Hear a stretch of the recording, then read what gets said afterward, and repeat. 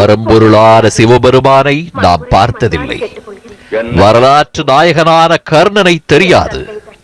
சிலிர்த்தெழுந்த வீரபாண்டிய கட்டபொம்மனை யாரும் நேரில் கண்டதில்லை. அவர்கள் எப்படி இருந்திருப்பார்கள் என்று கூட நமக்கு தெரியாது.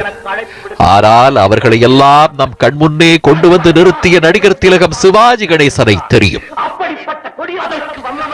தான் ஏற்றுக்கொண்ட கதாபாத்திரங்களை தனது நடையால் மட்டுமே பிரித்து காட்டிய சிவாஜியின் கதையை நாள் முழுக்க பேசலாம். கந்தன் கருணை திரைப்படத்தில் வீரவாகுவாக வித்தியாச நடையை காட்டியிருப்பார்.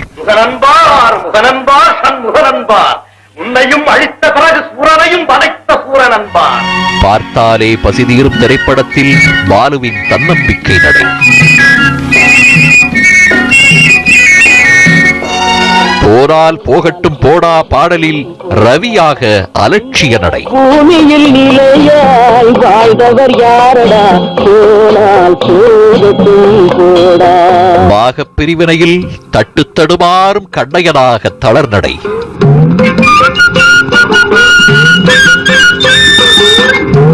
ஆண்டவன் கட்டளையில் கிருஷ்ணனாக நம்பிக்கையூட்டும் நடை என பட்டியலிட்டுக் கொண்டே போகலாம்.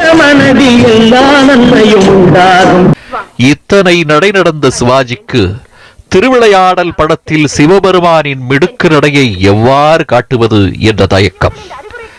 மனிதராக இருந்தால் எப்படியும் நடந்து காட்டிவிடலாம். ஆனால் கடவுளின் நடையை காட்டுவது எப்படி? கடவுளான சிவனின் நடையை வெளிப்படுத்த தனி கவனம் எடுத்துக் கொண்டார் சிவாஜி.